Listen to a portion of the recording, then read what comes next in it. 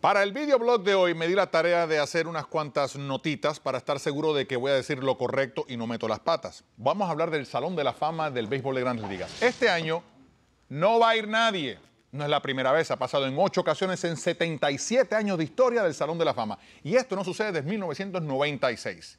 Todo está bien, todo el mundo sabía, no se hagan de la mentira. Venía la boleta con Barry Bonds, Roger Clemens y Sammy Sosa, entre otros, y se sabía que nadie le iba a dar el voto, el número, para que pasaran al Salón de la Fama.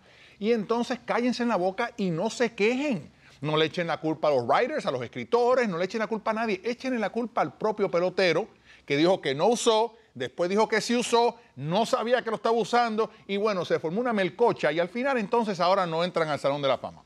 Pero miren, este es el problema que yo tengo.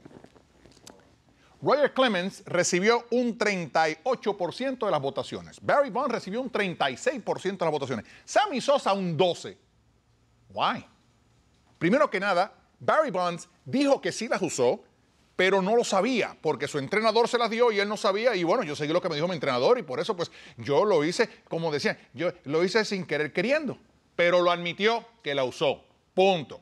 Segundo, Roger Clemens nunca ha dado positivo, para que estén claros, nunca ha dado positivo a una prueba.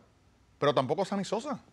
Lo único que pasó con Sammy Sosa fue que hubo la famosa lista, ¿se acuerdan de aquella lista que habían 103 peloteros y salió el nombre de Alex Rodríguez, que después se tuvo que disculpar y lloró, que era so naif y yo las usé y sigue jugando? Pues supuestamente el nombre de Sammy estaba en esa lista y dijeron, bueno, porque está en esa lista, pues sí las usaste.